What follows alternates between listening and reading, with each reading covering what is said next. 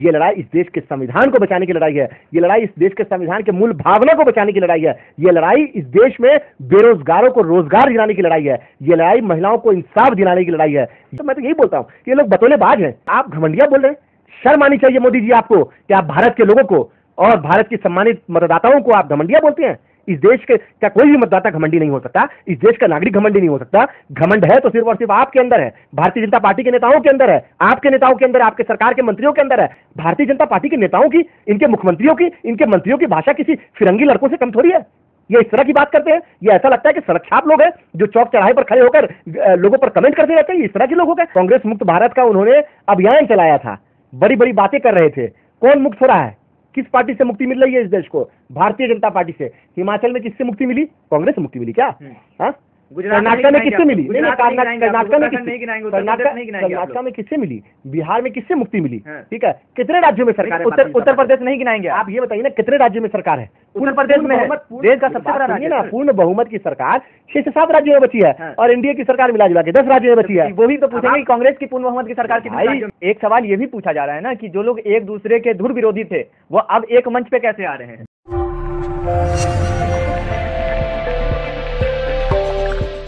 2024 के चुनाव को लेकर के तैयारियां शुरू हो चुकी हैं।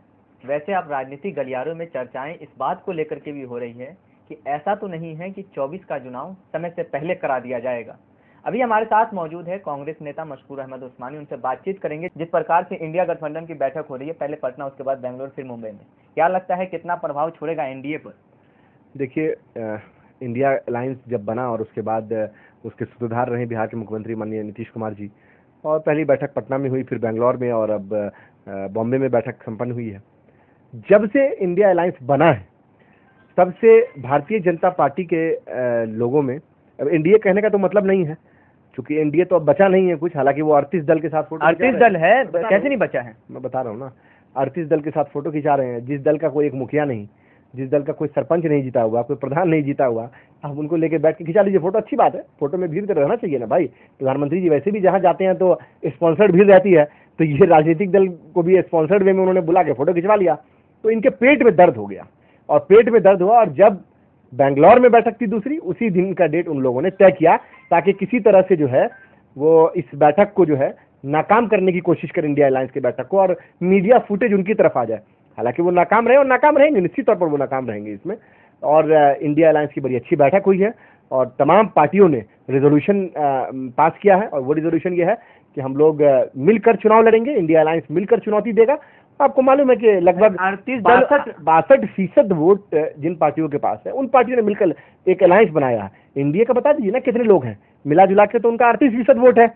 38 पार्टी है और 38% वोट है। 38% वोट जो एनडीए का जो नया प्रारूप बता रहे हैं, तो सारा वोट तो बीजेपी का। मोदी जी सदन में खड़े होकर के कहते हैं कि पूरा देश देख रहा है, एक अकेला कितनों पर भारी पड़ रहा है। वही तो मैं बताना चाहता हूं कि ये डेमोक्रेसी है, यहाँ पे अकेले कुछ नहीं होता। यही बात मोदी जी को समझाने की कोशिश लगातार इंडिया अलायंस के लोगों ने की है कि अकेले कुछ नहीं होता। डेमोक्रेसी में साथ चलना होता है, सबको लेके आगे बढ़ना होता है। डेमोक्रेसी की बात होती है, किसी मंत्री की हैसियत तो आपने खत्म कर दी, तभी ना आप बोल रहे हैं अकेला। अरे भारतीय जनता पार्टी के 303 सांसद हैं, एनडीए के सांसद और ज्यादा हैं, 5-10 और बढ़ा लीजिए। तो अब आप ये समझिए कि 303 सांसद होने के बाद आप बोलते हैं एक अकेला, मतलब आप अपने आप ही को सब कुछ सुपरमैन आप बन गए हैं। क्या आपके पास होम मिनिस्टर नहीं है? क्या आपके पास फाइनेंस मिनिस्टर नहीं है? रेल मंत्री नहीं है? डिफेंस मिनिस्टर नहीं है? आप अपने आप को अकेला क्यों कहते हैं?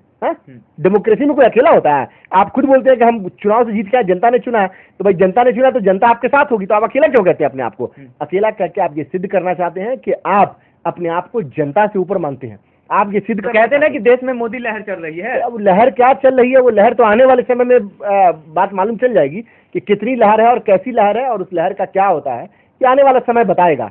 मैंने आपको बताया ना, 62% वोट आने वाला समय क्या बताएगा? मोदी जी खुद कह रहे हैं कि पिछला सारा रिकॉर्ड टूटेगा, 400 के पार जाएगी। आने वाला समय ये बताएगा कि ये जितने लोग भारतीय जनता पार्टी के हैं, मोदी, अमित शाह, तमाम लोग, ये सब वाकई झोला उठा के निकल जाएंगे, और कहीं दूर दूर तक आपको इंडियन पॉलिटिक्स में ये लोग नजर नहीं आएंगे। इस बात की हम गारंटी देते हैं आपको। कांग्रेस दूर दूर तक नजर नहीं आ रही है। पिछले 10 साल से कह रहे हैं ना। तो क्या खत्म हो गई कांग्रेस? कांग्रेस मुक्त भारत का उन्होंने अभियान चलाया था, बड़ी बड़ी बातें कर रहे थे। कौन मुक्त हो रहा है? किस पार्टी से मुक्ति मिल रही है इस देश को? भारतीय जनता पार्टी से। हिमाचल में किससे मुक्ति मिली? कांग्रेस से मुक्ति मिली क्या? कर्नाटक में किससे मिली? कर्नाटक में किससे मिली? बिहार में किससे मुक्ति मिली? ठीक है, कितने राज्यों में सरकार है? उत्तर प्रदेश नहीं गिनाएंगे आप ये बताइए ना, कितने राज्यों में सरकार है? उत्तर प्रदेश में है, देश का सबसे बड़ा राज्य ना। पूर्ण बहुमत की सरकार 6 से 7 राज्यों में बची है और एनडीए की सरकार मिला जुला के 10 राज्यों में बची है। वो भी तो पूछेंगे कांग्रेस की पूर्ण बहुमत की सरकार कितने राज्यों में है? उन्होंने तो, हमने तो नहीं कहा ना कि हम डेमोक्रेसी के अंदर किसी पार्टी को मिटा देंगे। हमने कहा कभी आपने ये सुना कि क्या नाम है, बीजेपी को हम मिटा देंगे? हमने ऐसा नहीं कहा।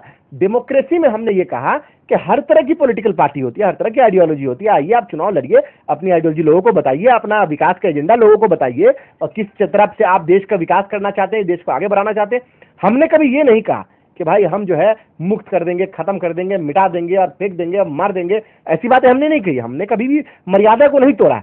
उन्होंने ये बात कही, इसीलिए मैं उनके लिए आपको ये बात बता रहा हूं कि जिन्होंने ये सपना देखा था, आज भाजपा से जो है ना देश मुक्त हो रहा है। और जल्दी पूरे देश भर में जब लोकसभा के चुनाव आएंगे तो आप इसका परिणाम देखिएगा। निश्चित तौर पर India alliance, Bharatiya Janata party और एनडीए के अलायंस को बहुत बुरी तरह हराएगी और इन लोगों का बोरिया बिस्तर समेट के सबको गुजरात भेज दिया जाए। लेकिन एक सवाल ये भी पूछा जा रहा है ना कि जो लोग एक दूसरे के धुर विरोधी थे वो अब एक मंच पे कैसे आ रहे हैं? देश को बचाने के लिए आ रहे हैं सब लोग, देश के संविधान को बचाने के लिए आ रहे हैं।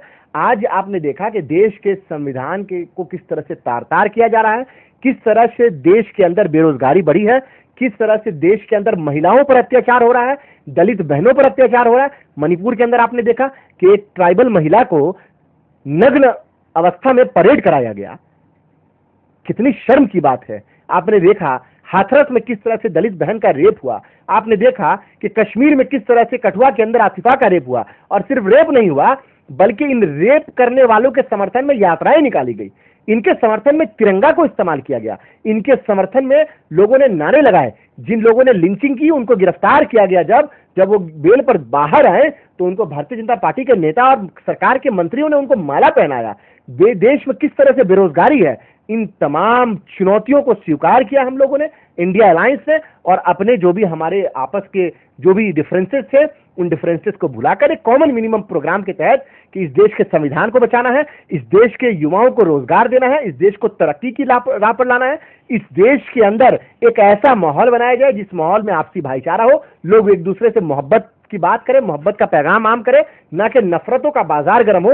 इस कॉमन मिनिमम प्रोग्राम के तहत तमाम लोग जो एक दूसरे से पहले विरोधी रहे वो सब लोग साथ आए हैं। देश के संविधान से बढ़कर कुछ भी सर्वोपरि नहीं है। अगर देश के अंदर संविधान बचेगा तो मंदिर के अंदर घंटी बजेगी, मस्जिद के अंदर अजानें होंगी, गिरजाघर के अंदर जो है वहां पर जो लोग जाके माथा टेकेंगे, चर्च के अंदर भी लोग जाएंगे। संविधान नहीं बचेगा तो कुछ नहीं बचेगा। ये लड़ाई किसी एक समुदाय, एक वर्ग को बचाने की लड़ाई नहीं है। ये लड़ाई इस देश के संविधान को बचाने की लड़ाई है। ये लड़ाई इस देश के संविधान के मूल भावना को बचाने की लड़ाई है। ये लड़ाई इस देश में बेरोजगारों को रोजगार दिलाने की लड़ाई है। ये लड़ाई महिलाओं को इंसाफ दिलाने की लड़ाई है।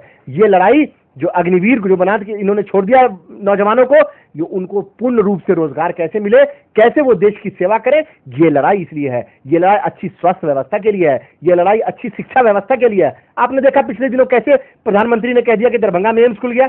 बताइए, शर्म आनी चाहिए। प्रधानमंत्री को इतना नहीं मालूम है कि कोई एम्स दरभंगा में नहीं खुला। आज तक उन्होंने लटका के रखा और भाषण में कहते भाषणबाजी करते हैं। तो मैं तो यही बोलता हूं कि ये लोग बतौलेबाज हैं और बतौलेबाजी में इनका कोई जो है सानी नहीं है, इनका कोई बराबरी नहीं कर सकता।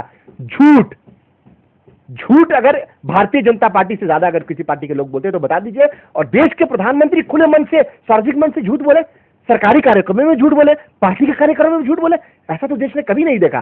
प्रधानमंत्री की पद की जो गरिमा होती है उस गरिमा के साथ खिलवाड़ नरेंद्र मोदी जी ने किया है।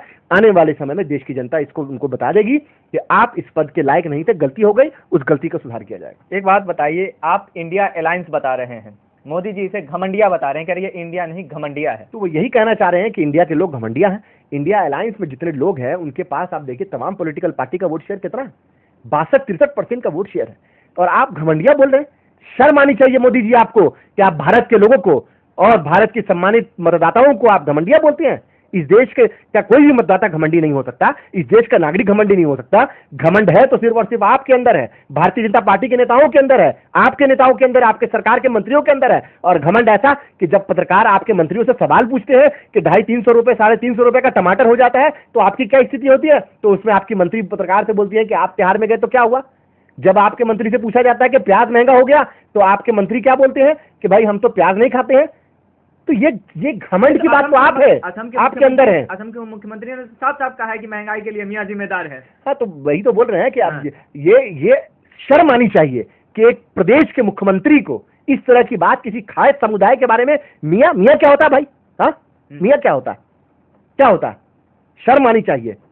इस तरह की बयानबाजी देते हो और आप ऐसे लोगों को अपने सरकार का हिस्सा बनाए हुए, सरकार, प्रदेश की सरकार का मुखिया बनाए हुए हैं, जो इस तरह की बात करता है, जो एक दूसरे को आपस में लड़ाने की बात, समाज में उन्माद फैलाने की बात। ये तो पहले जो गांव समाज में जो कुछ फिरंगे लोग होते थे ना, जिसको गांव में आप जाइएगा तो बोलेंगे कौन है भाई? तो ये लौंडे फिरंगे हैं, ठीक है, घूमते फिरते रहते हैं। भारतीय जनता पार्टी के नेताओं की, इनके मुख्यमंत्रियों की, इनके मंत्रियों की भाषा किसी फिरंगी लड़कों से कम थोड़ी है। ये इस तरह की बात करते हैं। ये ऐसा लगता है कि सड़क छाप लोग हैं जो चौक चौराहे पर खड़े होकर लोगों पर कमेंट करते रहते हैं। ये इस तरह के लोग हो गए और इसको मीडिया कवर करती रहती है। शर्म आनी चाहिए। ये मीडिया तो बिल्कुल नतमस्तक हो चुका है और आपने देखा कि पिछले कुछ सालों के अंदर नतमस्तकी का यह आलम है कि जब आप छोटा सा सवाल पूछ दिया आपने केंद्रीय मंत्री स्मृति ईरानी से, तो उन्होंने आपसे तिहाड़ का भी सवाल पूछ दिया। ये तो आलम है।